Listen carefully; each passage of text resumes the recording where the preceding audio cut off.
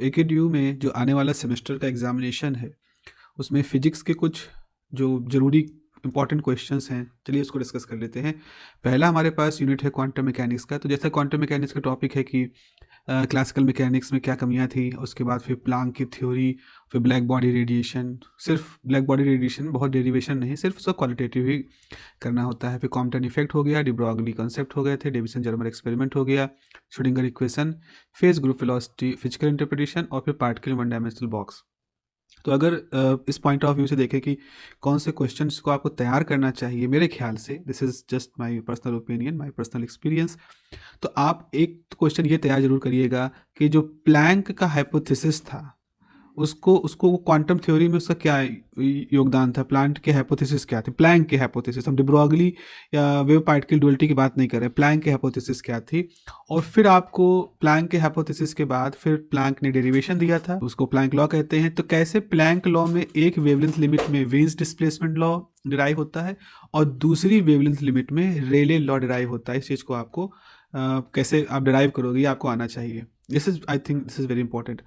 What was the objective of, दूसरा सवाल है, डेविसन जर्मर एक्सपेरिमेंट का ऑब्जेक्टिव क्या था। आप डेरिवेशन करते हो, ये सब है, लेकिन सवाल होता है कि इसका ऑब्जेक्टिव क्या है। कोई भी एक्सपेरिमेंट कुछ करने के लिए, कुछ प्रूव करने के लिए, कुछ वेरीफाई करने के लिए किया जाता है। तो सवाल यहाँ पर सीधा तौर पर है कि जो डेविसन जर्मर एक्सपेरिमेंट था वो क्यों किया गया, उसका ऑब्जेक्टिव क्या था।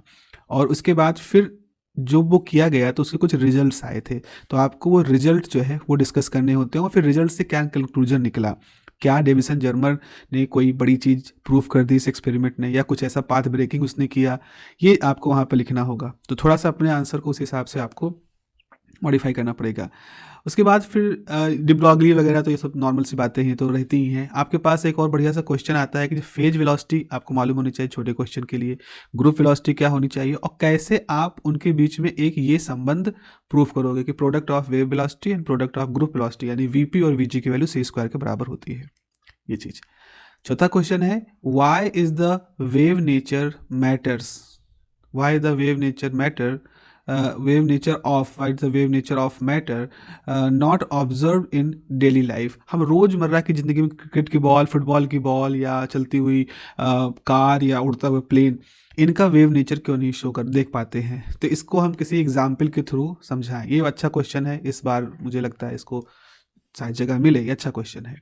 आखिरी क्वेश्चन है कि आपको श्रोडिंगर इक्वेशन, वेव इक्वेशन जो है एक particle in one dimensional rigid box के लिए सॉल्व करना है और उसका पोटेंशियल प्रोफाइल आपको मालूम है। तो जब आप इसको सॉल्व कर रहे होगे तो आपको या तो एनर्जी का एक्सप्रेशन निकालना होता है या वेव फंक्शन को निकालना पड़ता है। इसको एज इट इज़ मैंने कराया है, आप इस चीज़ को बहुत अच्छे से तैयार करिएगा। ये जो कुछ भी दिया गया है ये वही चीज़ है, बस खाली उसको लिखा गया है, इसको पोटेंशियल प्रोफाइल कहते हैं, इस तरह से। तो ये 5 क्वेश्चन आप जरूर से तैयार कर लीजिएगा। इनको तैयार कर लिए तो आप इनडायरेक्टली बहुत बड़ा हिस्सा, लगभग पूरी यूनिट तैयार कर जाओगे। इलेक्ट्रोमैग्नेटिक थ्योरी हमेशा से एक इम्पॉर्टेंट सेक्शन रहा है और दिक्कत का भी एक सबब रहा है। तो जैसे इसमें पहला शुरुआती होता है कि स्टोक थ्योरम के बारे में आप लिखिए, स्टोक थ्योरम क्या है, इसमें होता है डाइवर्जेंस थ्योरम क्या है। तो ये तो खैर मैथमेटिकल वाला सेक्शन होता है, इसमें तो सीधे तौर पे क्वेश्चन कम ही बने हैं, हालांकि सिलेबस का हिस्सा है तो बन सकते हैं। बेसिक लॉ ऑफ इलेक्ट्रिसिटी, आप मैग्नेटिज्म है, कंटिन्यूटी इक्वेशन है, करंट डेंसिटी है, डिस्प्लेसमेंट करंट है, Maxwell equation integral differential form में, मैक्सवेल्स इक्वेशन है वैक्यूम में, कंडक्टिंग मीडियम में, पॉइंटिंग वेक्टर पॉइंटिंग थ्योरम है, प्लेन इलेक्ट्रोमैग्नेटिक है, उसका ट्रांसवर्स नेचर है, रिलेशन है इलेक्ट्रोमैग्नेटिक और फील्ड के बीच में, फिर प्लेन किसी कंडक्टिंग मीडियम में मूव करता है, स्किन डेप्थ क्या होती है, ये सब चीज़ें हैं। तो अगर हम इसके सवाल की बात करें तो आप देखो, तो पहला सवाल है कि डाइवर्जेंस ऑफ वेक्टर फील्ड क्या होता है। अगर हम किसी वेक्टर का डाइवर्जेंस ले लेते हैं तो वो उसकी वैल्यू क्या होती है, और जो वैल्यू आती है वो अपने यहाँ पे वेक्टर होगी कि स्केलर होगी। तो आपके पास कोई वेक्टर ए है और आपने उसका डॉट प्रोडक्ट डाइवर्जेंस ले लिया, तो ये क्या बनेगा, ये वेक्टर बनेगा या स्केलर बनेगा। ये बढ़िया क्वेश्चन लग रहा है यहाँ पर। अगला क्वेश्चन है, एक्सप्लेन करिए कि जो physical significance curl of vector का, अगर आपके पास कोई वेक्टर है, आप उसका कर्ल ले रहे हो, तो ये कर्ल जो होगा ये फिजिकली क्या रिप्रेजेंट करता है, इसको कर्ल क्यों कहते हैं, उसी की आपको थोड़ा सा एक्सप्लेनेशन करना पड़ेगा। उसके बाद फिर मैक्सवेल्स इक्वेशन तो आपको आनी चाहिए, उसमें एम्पियर लॉ जो होता है उसको आपको डिफरेंशियल इंटीग्रल फॉर्म में लिखना है, और फिर डिस्कस करना है कि जो एक्चुअल में एम्पियर लॉ था उसको मैक्सवेल ने कैसे मॉडिफाई किया था। जाहिर सी बात है डिस्प्लेसमेंट करंट की बात आपको यहाँ करनी है।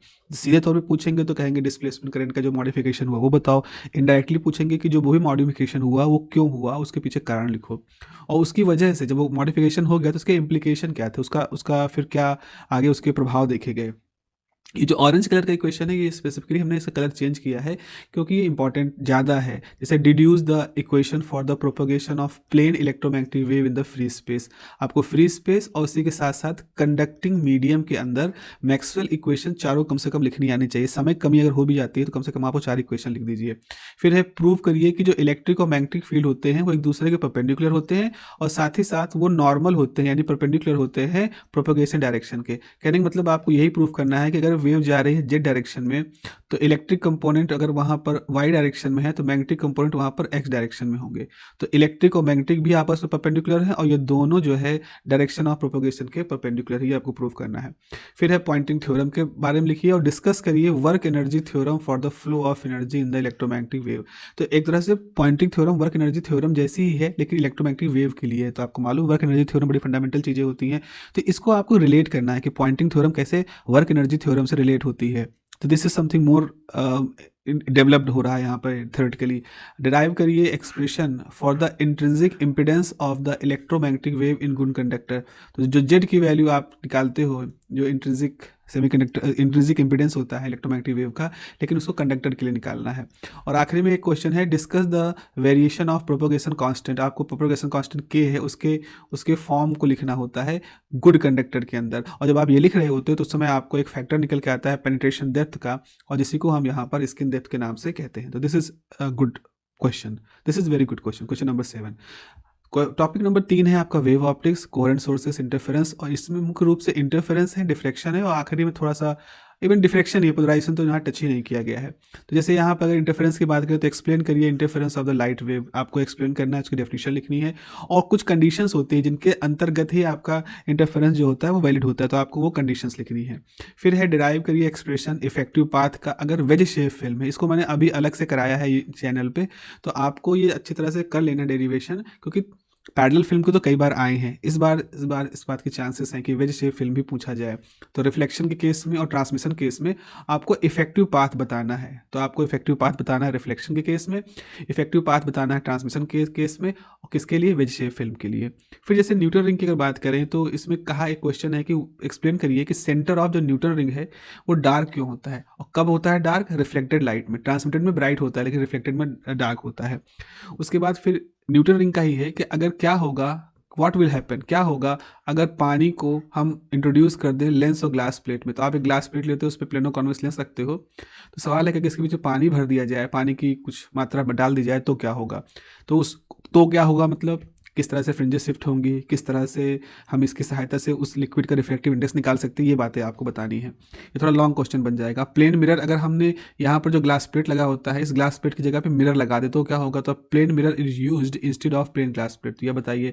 और अगर मोनोक्रोमेटिक लाइट के बजाय व्हाइट लाइट गिराएं तो क्या होगा, तो ये एक अच्छा क्वेश्चन यहाँ पर बन रहा है। डिराइव करिए एक्सप्रेशन फ्रॉनहोफर डिफ्रैक्शन का, सिंगल स्लिट के लिए आपको एक्सप्रेशन डिराइव करना है, ठीक है। वहाँ पर जो वो जो इंटेंसिटी का ये इंटेंसिटी का एक्सप्रेशन डिराइव करना है और फिर शो करना है कि जो इंटेंसिटी का फॉर्मूला आता है उससे आपको ये शो करना है कि अगर फर्स्ट सेकेंडरी मैक्सिमा की हम वैल्यू निकालें, जैसे फर्स्ट सेकेंडरी मैक्सिमा का इंटेंसिटी का फॉर्मूला आ जाएगा, आपको ये दिखाना है कि जो फर्स्ट सेकेंडरी मैक्सिमा है वो प्रिंसिपल मैक्सिमा का 4.5% होता है, यानी कि इंटेंसिटी वाइज अगर प्रिंसिपल मैक्सिमा की इंटेंसिटी 100 मानो 100 यूनिट, तो फर्स्ट सेकेंडरी मैक्सिमा की इंटेंसिटी मात्र 4.5 होगी। तो इस चीज़ को हमें कैसे प्रूव करना है, ये एक अच्छा क्वेश्चन है। What do you understand by term, एक मिसिंग ऑर्डर टर्म हम बताते हैं डिफ्रैक्शन पैटर्न में, मल्टीपल जब स्लिट होती हैं। What specific spectra is missing if the width of the transparent and opaque part is equal. तो ग्रेटिंग के अंदर इस तरह से बहुत सारी लाइनें होती हैं, एक हिस्सा होता है कटा ओपेक होता है, फिर ट्रांसपेरेंट होता है, फिर ओपेक होता है, फिर ट्रांसपेरेंट होता है, फिर ओपेक होता है। तो इस तरह से मल्टीपल ओपेक और ट्रांसपेरेंट हिस्से होते हैं। तो अगर ओपेक का हिस्सा मान लो ई है और ट्रांसपेरेंट का हिस्सा डी है, अगर ई और डी बराबर हो जाएंगे तो बताओ कौन सा ऑर्डर मिसिंग होगा। ये बहुत ही स्पेसिफिक कंडीशन होती है जब मिसिंग ऑर्डर हम लोग डिस्कस करते हैं। Missing order is very favourite. अब डिफाइन करिए टर्म लिमिट ऑफ रिजोल्यूशन क्या होता है और फिर रिजॉल्विंग पावर बताइए, और साथ ही साथ सिलेबस के हिसाब से आपको ग्रेटिंग की रिजॉल्विंग पावर के बारे में बताना था। This is the part. आखिरी सेकंड लास्ट यूनिट है हमारे पास फाइबर ऑप्टिक्स और लेजर। तो फाइबर ऑप्टिक्स में, फाइबर ऑप्टिक के बारे में अगर हम कहें, फाइबर ऑप्टिक्स में क्वेश्चन होता है एक्सेप्टेंस एंगल। ये फाइबर ऑप्टिक्स तो एक पिट सा, उसमें बहुत ज़्यादा क्वेश्चन बनते नहीं जिस लेवल का सिलेबस आपके पास है। तो एक्सेप्टेंस एंगल क्या होता है, और उसके बाद न्यूमेरिकल अपर्चर के साथ उसका संबंध दिखाइए।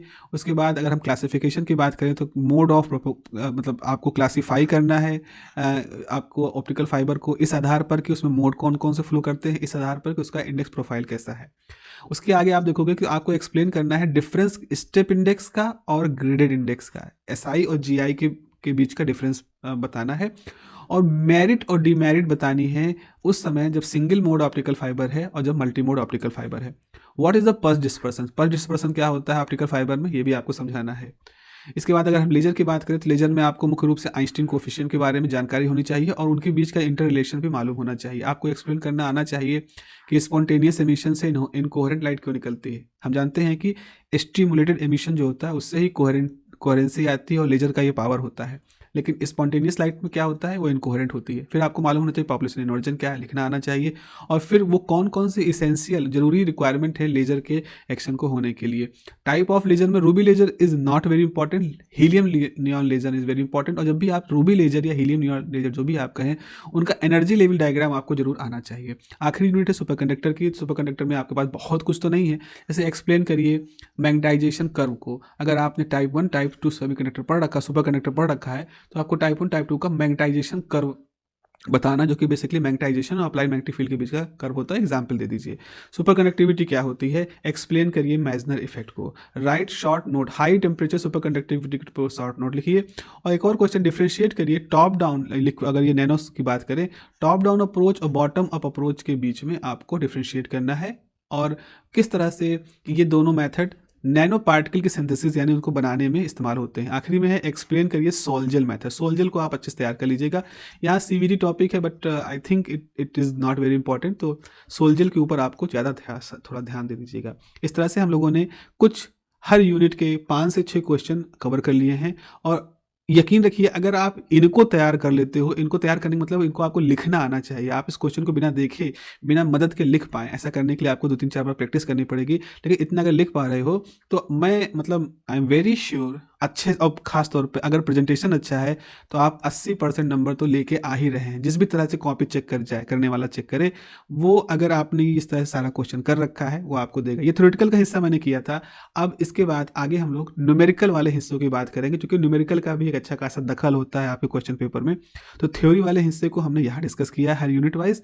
आगे हम न्यूमेरिकल वाले हिस्से भी आपको डिस्कस करेंगे। तो आने वाले 1 महीने के जो समय है, इसमें ज़रूर कुछ ना कुछ हम लोग करते रहेंगे, ताकि आप धीरे धीरे अपने आप को ओरिएंट कर सकें, और जब आप सच में एग्ज़ाम लिख रहे हो तो आप मोर कॉन्फिडेंट हो, मोर रिलैक्स हो, और अच्छे नंबर आपको मिले। चलिए, शुभकामनाएं आपके साथ हैं। अपना ध्यान रखिए। Have a nice day. Take care. Bye bye.